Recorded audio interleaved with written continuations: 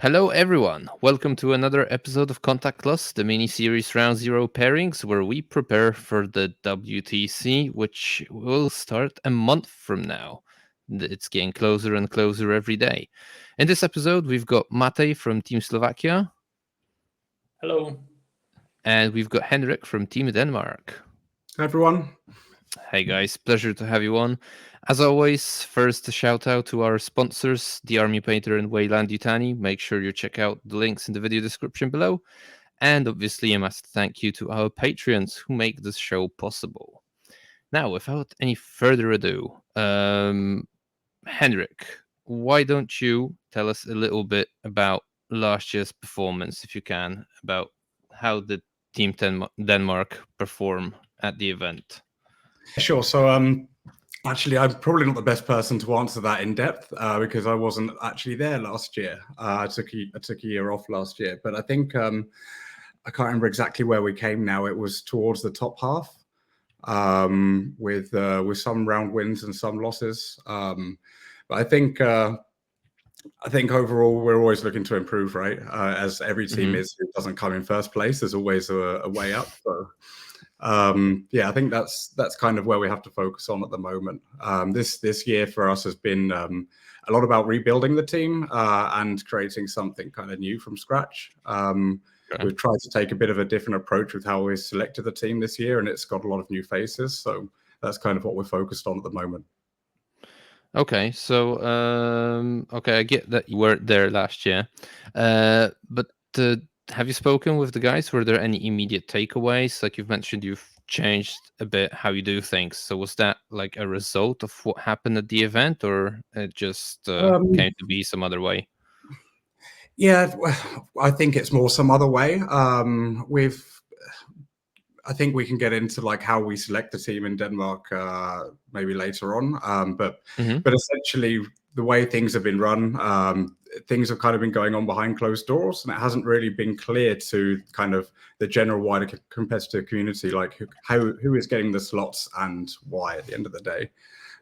So what we really try to do this year is actually kind of open up for applications, as many other countries do, to really try and get the community behind us, because what we can see is often like the team kind of goes behind closed doors for a long time, and then we look at some of the more successful countries or have been putting in the results, and really kind of they open their doors as much as possible and try to get as many people involved as they can. So that's really where we've been putting our focus actually this year, is to try to do that. And I hope that's going to be something we're going to kind of continue and double up on in the future.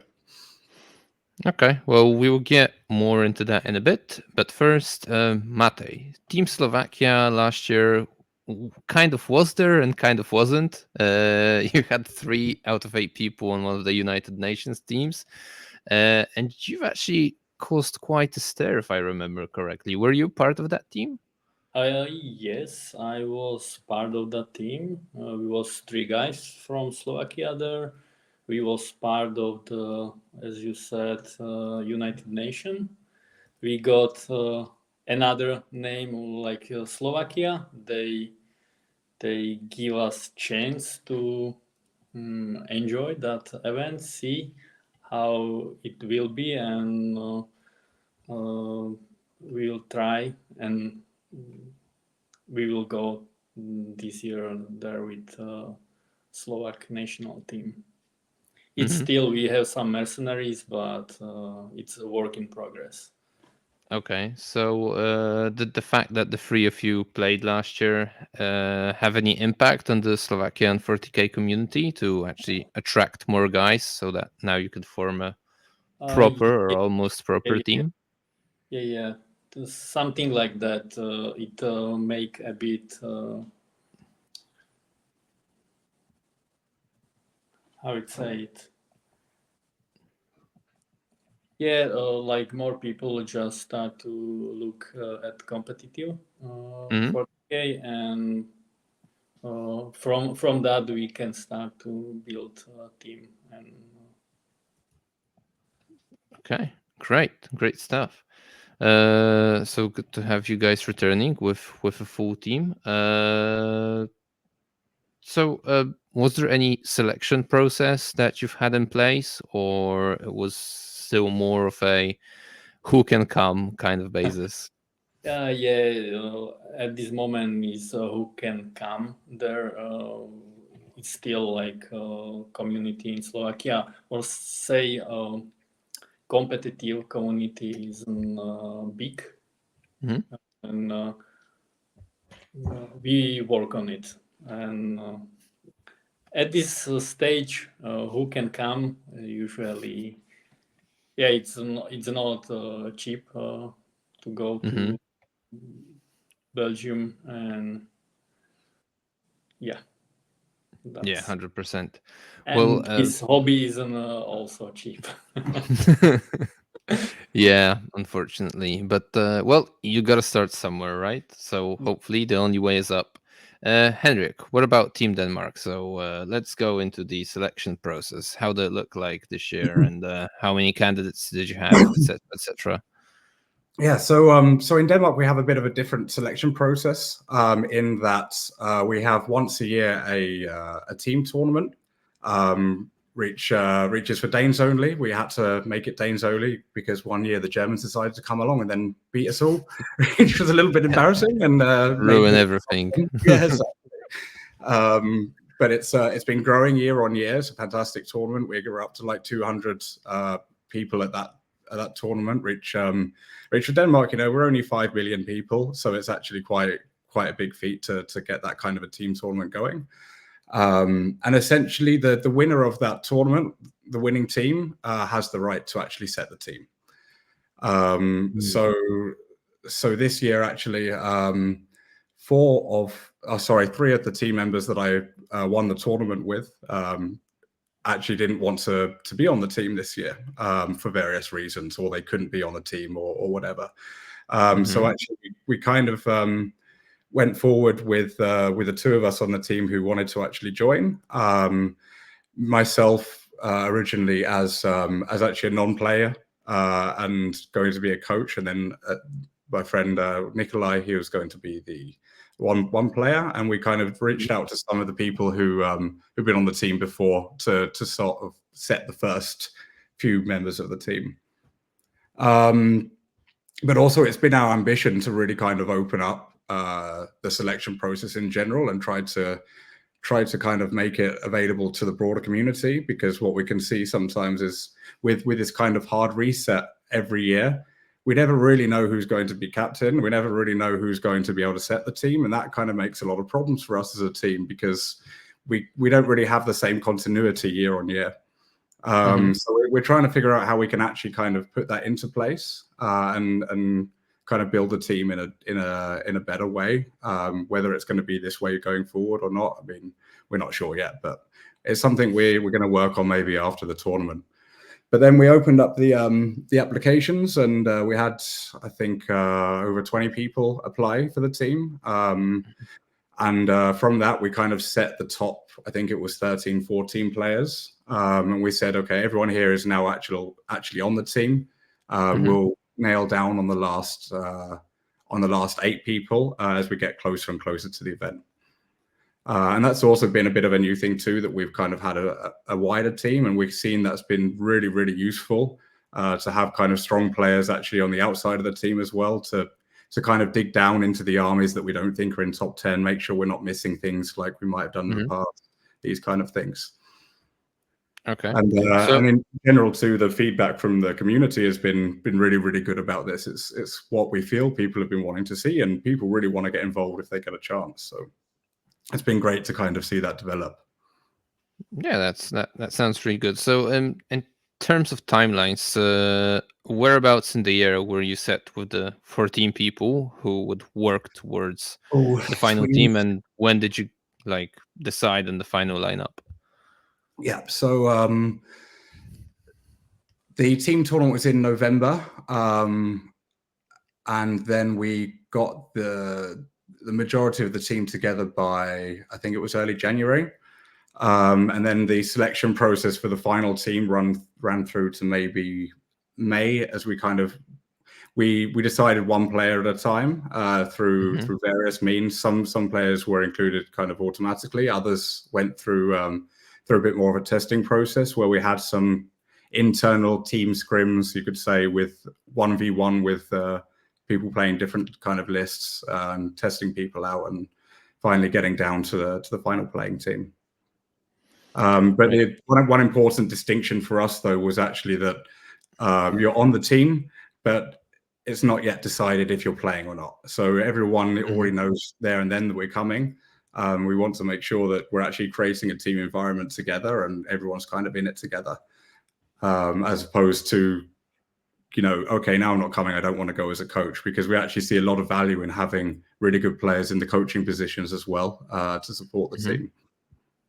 And did that work out how you wanted it to? So are all of these 14 people going? Yeah, we've picked up a couple of extra coaches along the way. We lost one player as well who didn't make the final team.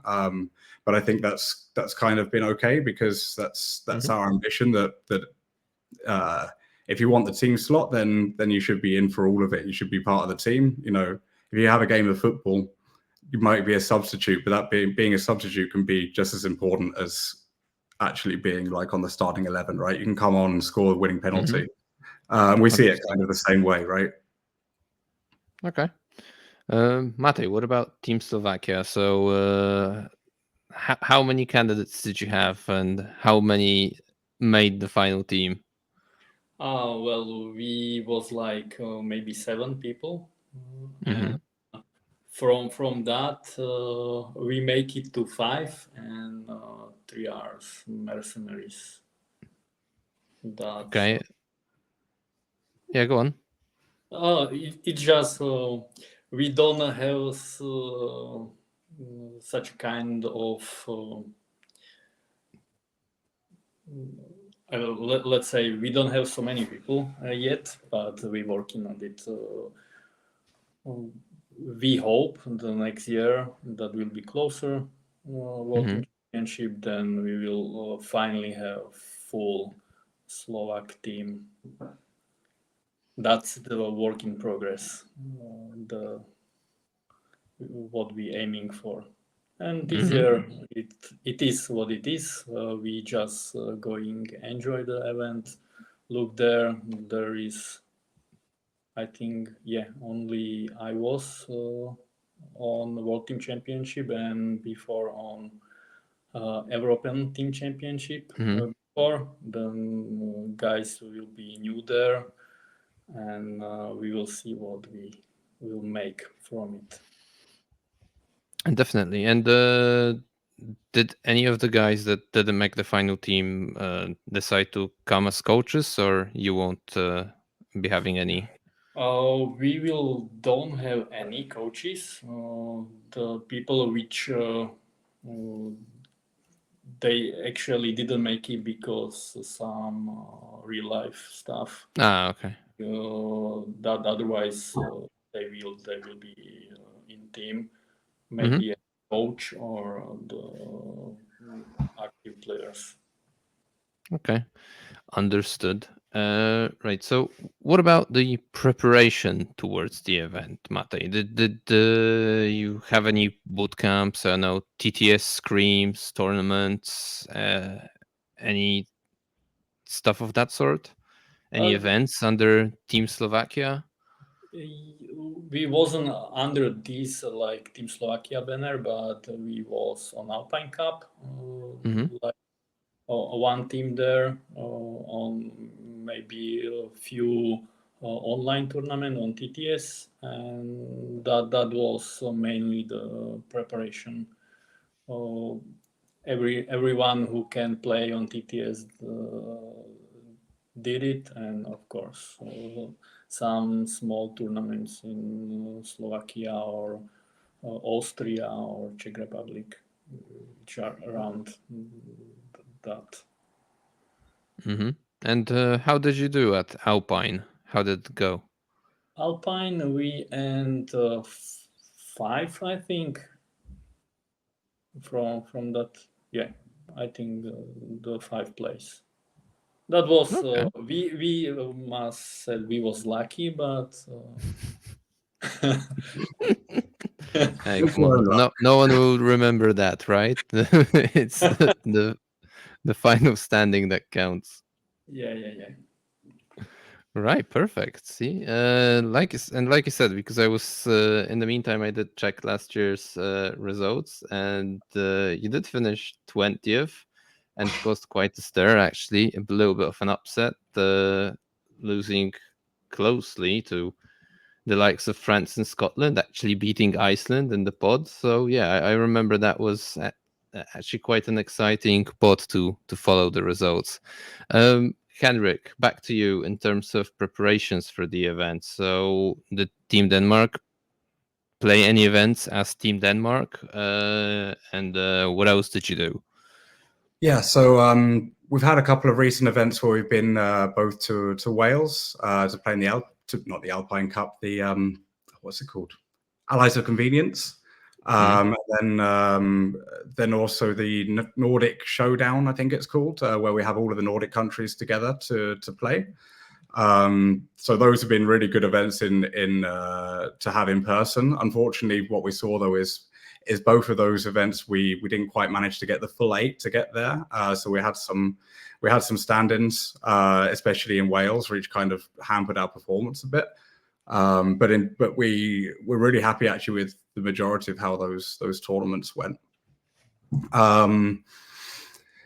Yeah, it's really interesting now. I was talking about also takeaways from last year's WTC.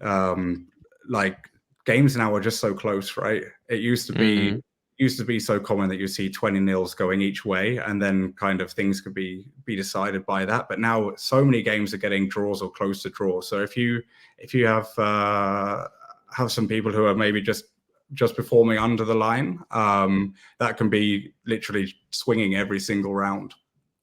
But that's okay. I mean, there also needs to be space for that. That's part of us being a team together, right? That we need to kind of come together and perform as a team.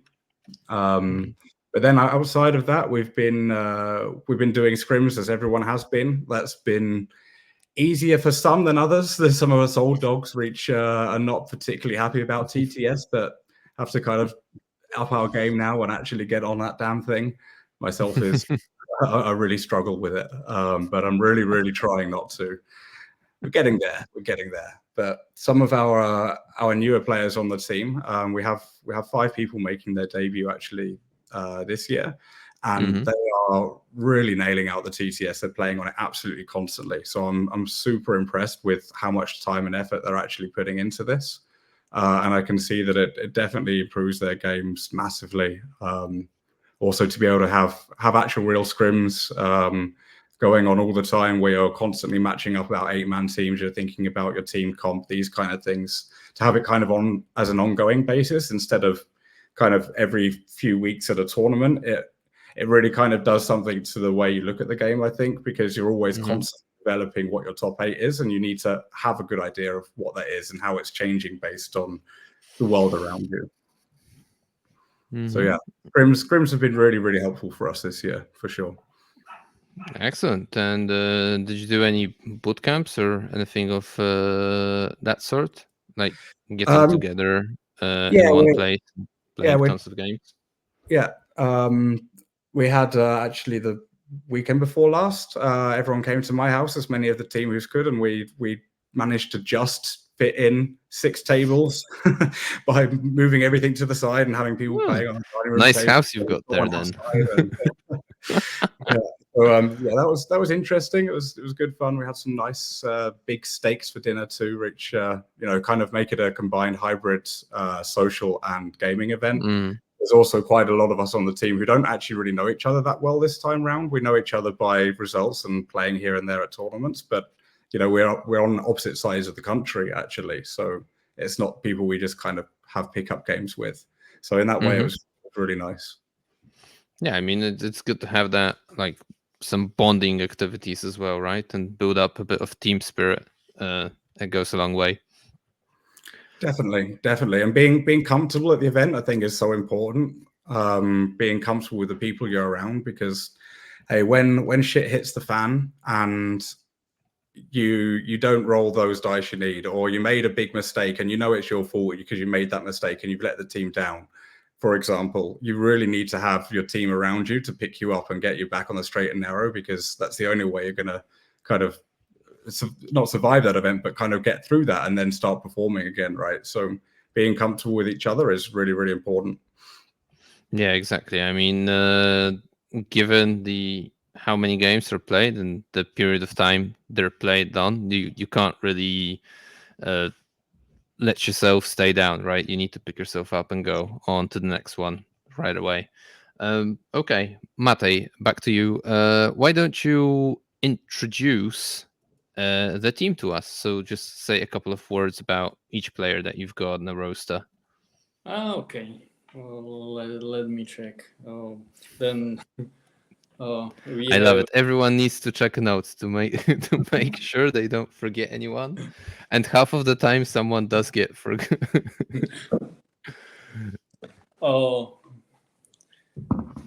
what we have two players from Germany. They both are quite active on TTS. I will check their name, otherwise I will screw it. Okay. Take your time. Don't worry about it.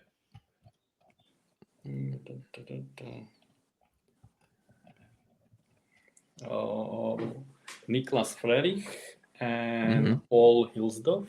They are both from Zugzwa, something like that team. That I screw for sure. We actually just we play few games, and I got a recommendation on them from my friend from World Team from last year team. That's it. Then we have one guy from United States, which I meet on TTS, and I asked him if he was interested, and he was. Okay. And that was Durante Bozzini. And Okay. Glinisir, I think that's his nickname. And the rest is a guy from Slovakia. I don't know if to say their name, because Yeah, go ahead. I mean, we can all learn a little bit about names from each nations. There is Marek Kudlička. He's like old-time 40K player. We have quite a long history together. A lot. Then we have Martin Petriščák. He's the rest of the guys is like they start probably in 9th edition. Then they are all like new player. Then Martin Petriščák, then Richard Kopaj and Peter Timko. That's and of course me. That's our team. Okay, perfect. And Henrik, who's going to be representing Denmark this year? Yes. So captain this year is Juan Navarro. He took over the captaincy from me after I suffered a concussion a couple of months back and needed to take my foot off the pedal. Juan is doing a really good job now, actually leading the team, and is super passionate about making us do the best that we can. So we're really happy that he's taken the ball there. We have three returning players in myself, Juan and Kili Posk. We're we're more veterans of the team. And then we have 5 new players, all of which are kind of up and coming. We have Alex Jessen, who's been doing very well recently. Well, all of them have been doing very well recently, of course. Otherwise, they wouldn't be on the team. We have, God damn it, I'm going to have to go to my notes, just like you said I would. I'm forgetting people's second names. We've got Marcus Jensen and Nikolai Jensen. They're not brothers, even though they're both called Jensens. We just have lots of Jensens in Denmark, apparently. Richard Grint and Peter Herblild. I think a few of them are from Team Tryhard as well, which have been kind of, I think they've been on the podcast before, right? I don't know. Not them exactly. Not them exactly. Oh, we just had our homeboy Danny most of the time. Yeah. From the Tryhard community. But yeah, we'll see if we can change that at some point.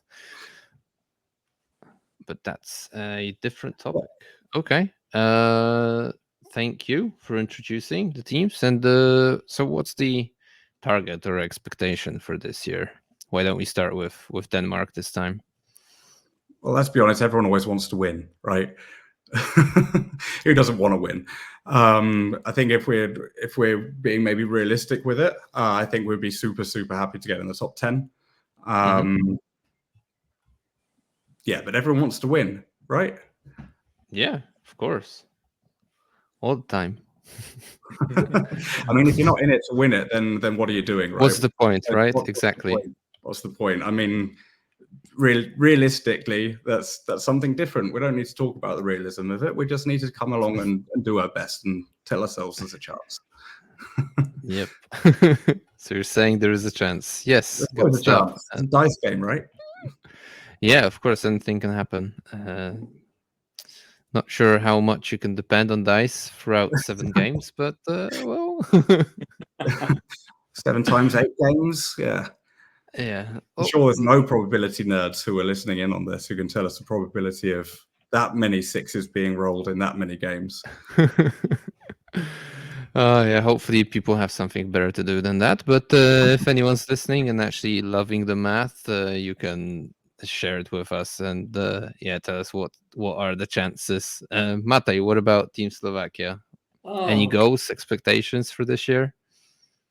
Expectation we already met. We will go there. That was expectation. Perfect. Just have good games. That's we don't have like expectation like okay, if we win something, perfect. If no, still perfect. That's what we looking forward. Like it's more to pull Slovak community to watch World Team Championship and have more competitive player. That's the aim of this year World Team Championship for us as team. See, Henrik, it's possible to set realistic expectations. Right. Guys, so what do you think about the state of 40K right now? Obviously, we can also look back at last year when just before the event, 10th edition was introduced. So there was lots of new rules, essentially, because from 9th to 10th, it was a much bigger shift than from 8th to 9th, for example. But then now, shortly before like list submission and rules cutoff, we've also had quite a significant number of changes to the rules of the game. So what's your opinion and your community's opinion on 40K? Matej, what's it like in Slovakia? We really like the changes which came to 40K. It's almost a new game now. What to say about meta? We don't know yet.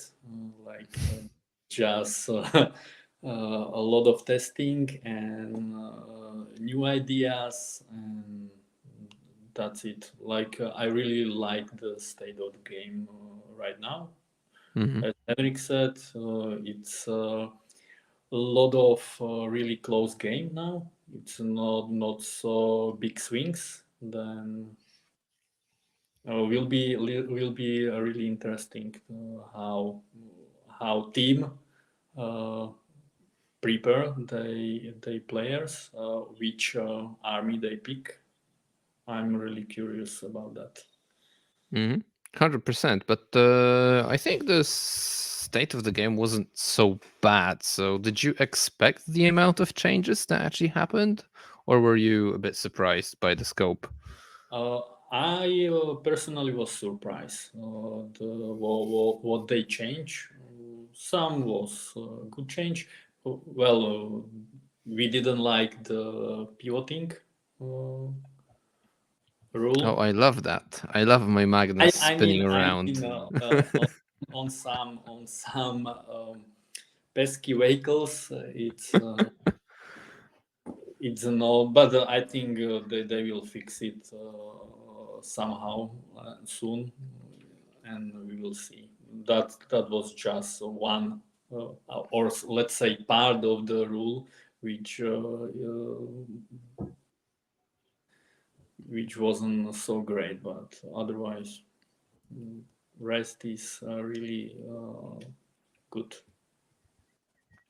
Right. And Henrik, what are the feelings about the game in Denmark? Yeah, I completely have to agree, and I think that's the feeling also in the team. I think the changes that have been made are really, really good, mostly very positive.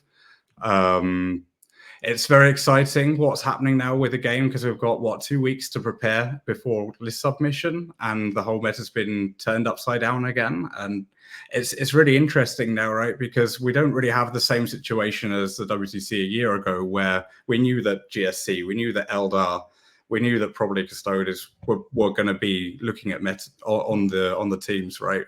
Whereas now, I mean, there are the top armies there, but it's really open as to what people might turn up with. I mean, there's a lot of room for creativity in the meta at the moment, and I think we're really going to see some surprises when we're down there.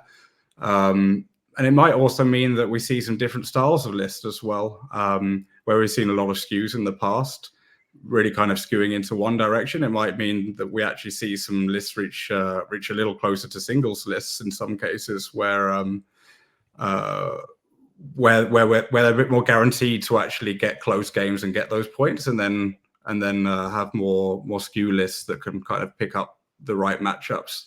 We have no idea how it's going to go down. It's going to be fantastic. Yeah, definitely. I'm also looking forward to the list review and what some of the people have cooked. What about do you have like a favorite or least favorite change? Like Matej has the pivots as not really the favorite one. Have you got anything? Personally, I just finished painting 120 orcs fantastically, and they're a little bit sad. Oh yeah, they definitely are. I'm a real hobby guy, so I really like to spend a long time on my orc. So painting 120 of the Ethers, that's quite something. And yeah, it's not looking so good for them these days, unfortunately. I think there's still something there, but nah.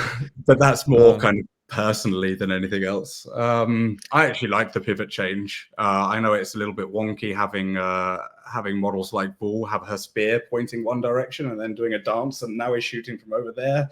It's a bit weird with Raiders. It is a bit weird with big models on round bases, but overall the change I think is very elegant.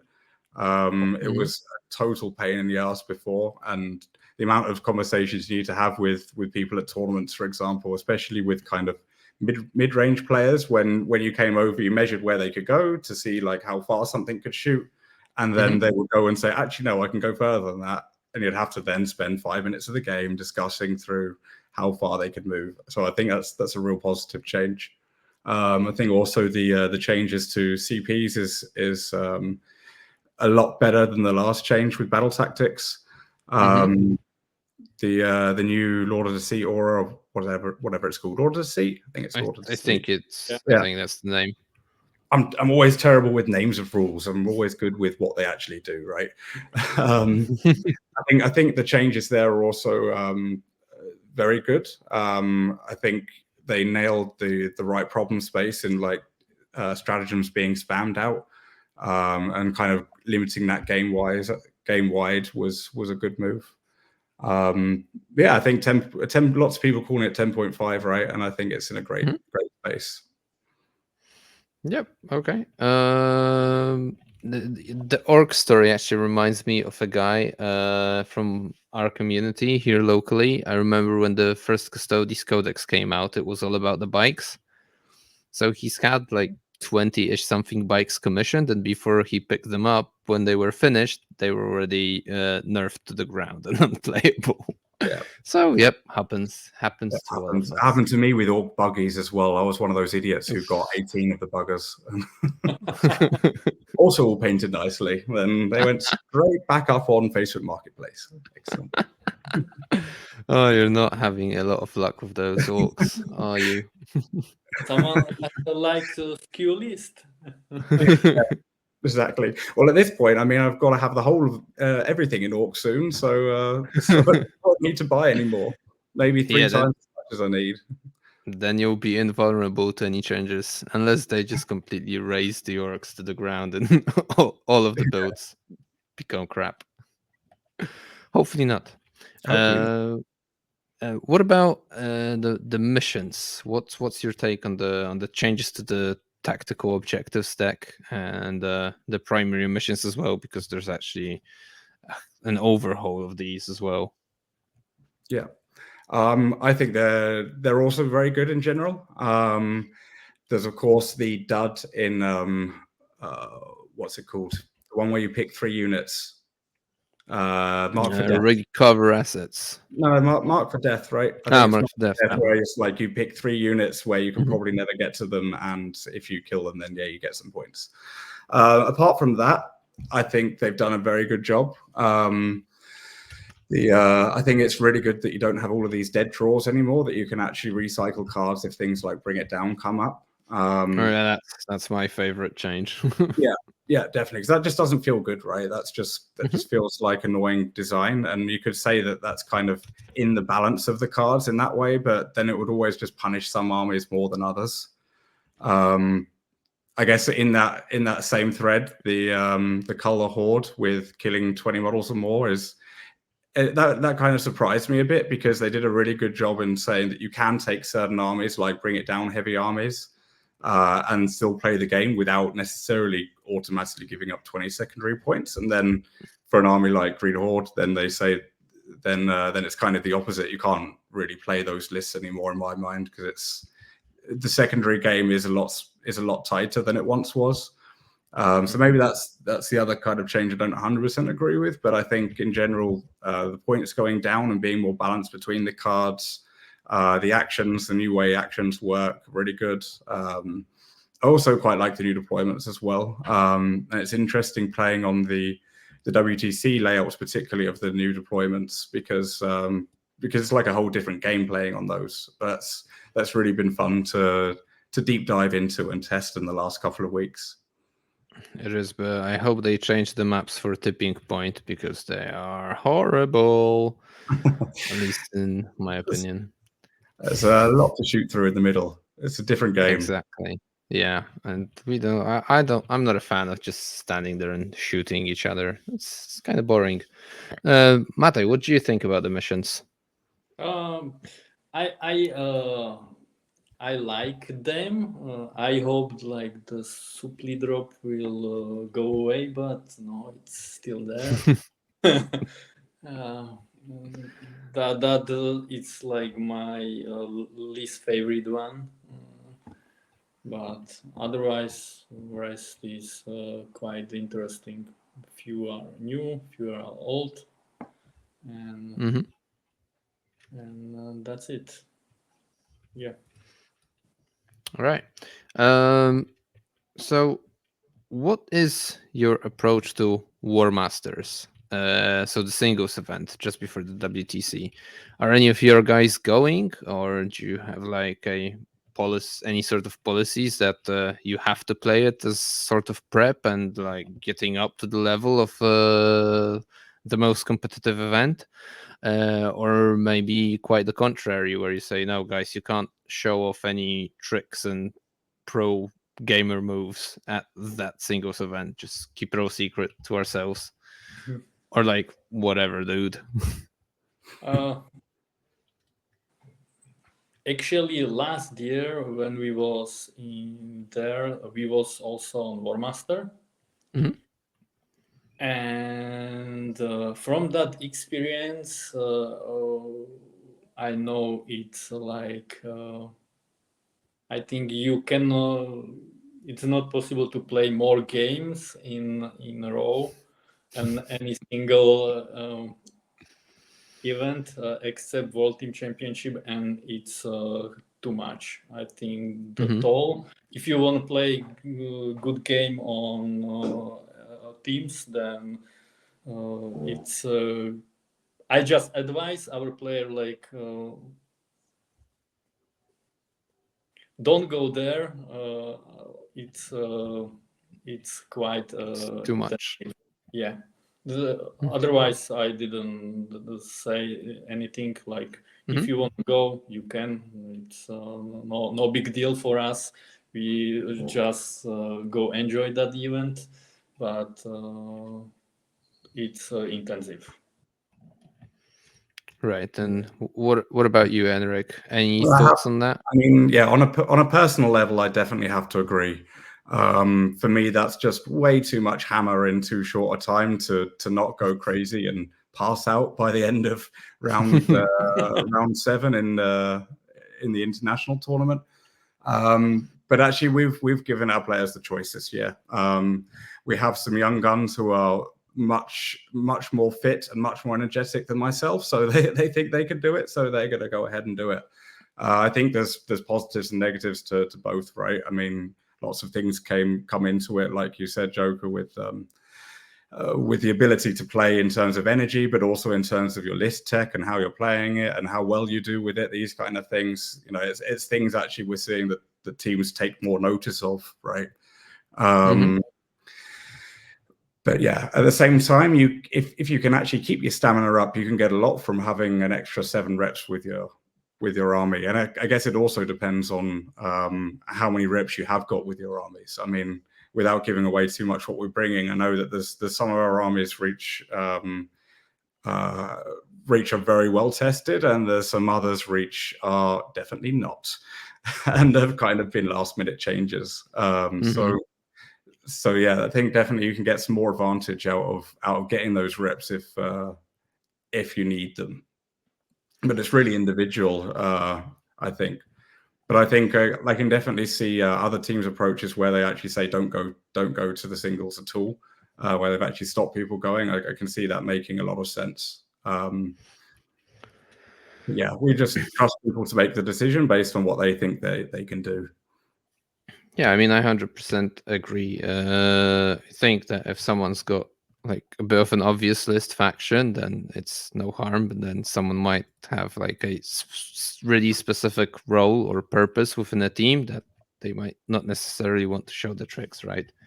And go psyops all the way to the end. Right. Time for a bit of a comedy relief. So unfortunately, Nathan from Stats Check wasn't able to make this one, but we do say a very warm hello to him and miss his silky smooth voice. He did, however, leave me with some apparent national dishes for both Slovakia and Denmark. So I will try to say the Slovakian one, and Matej, you can confirm or say that that's not what the national dish is, and you can also tell us what it actually is. So I've got here bryndzové haluski. Yeah, that's correct. Okay. All right. So what is that, and would you recommend it to others? And do you think it is a supreme dish compared to other nations? Oh. You need to acquire taste for it, I think. Okay. It starts interesting. It's bad.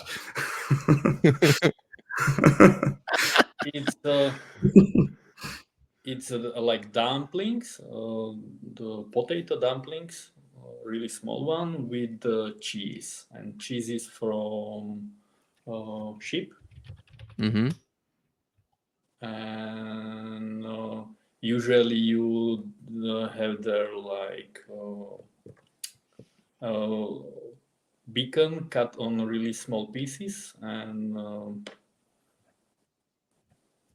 put it on a pan. And I take it all back. That sounds amazing.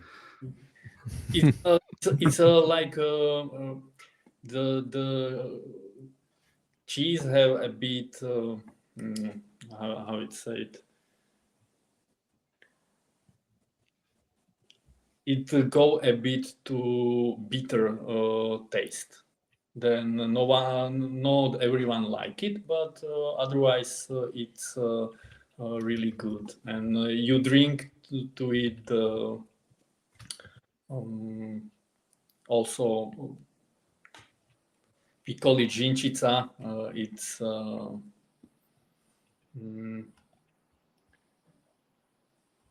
it's a milk, but don't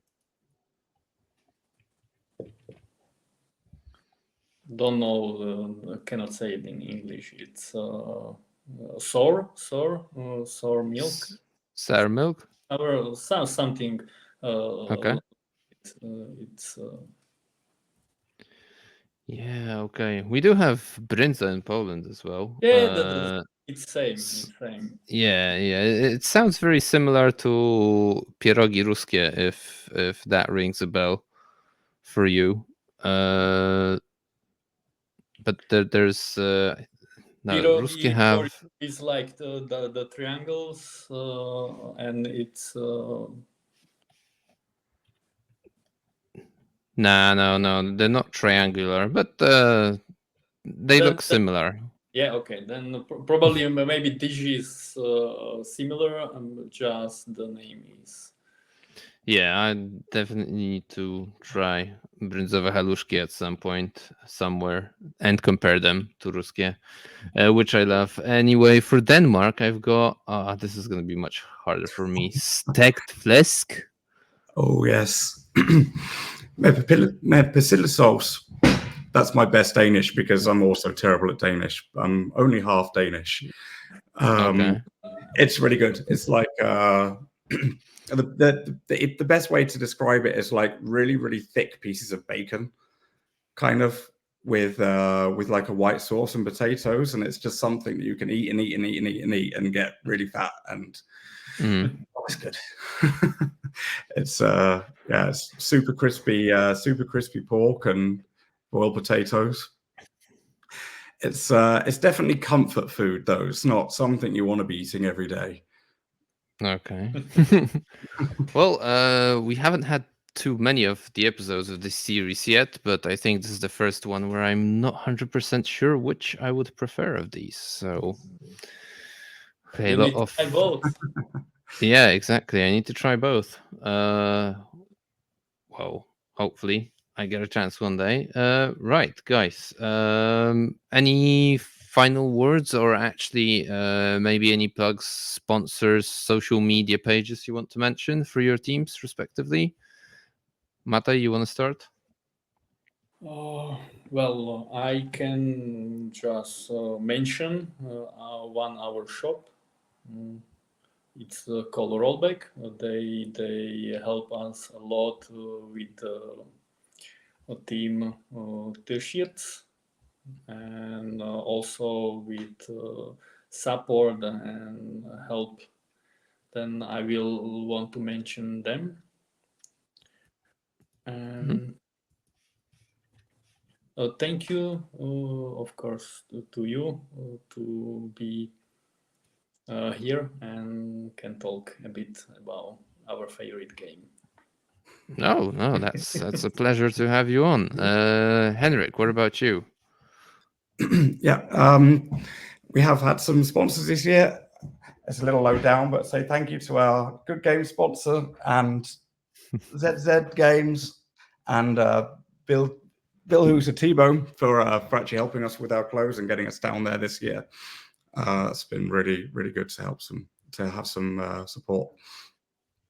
Perfect. And a full presentation of the team T-shirt. Little twirl. I forgot my twirl. I should have twirled.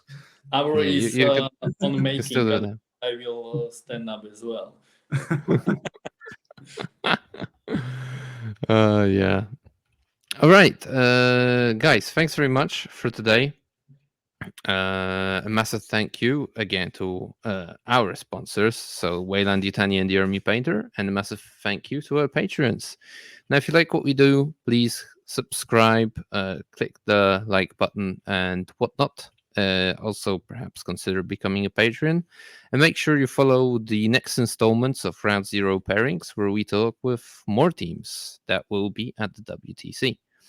For today, we've had Team Slovakia and Team Denmark. Thanks, Matej and Henrik. Thank you very much.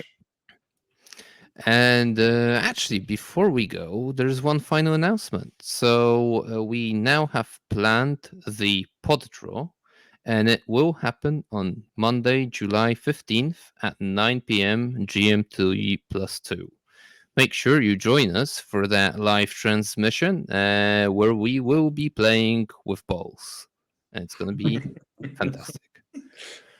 Thank you and good night.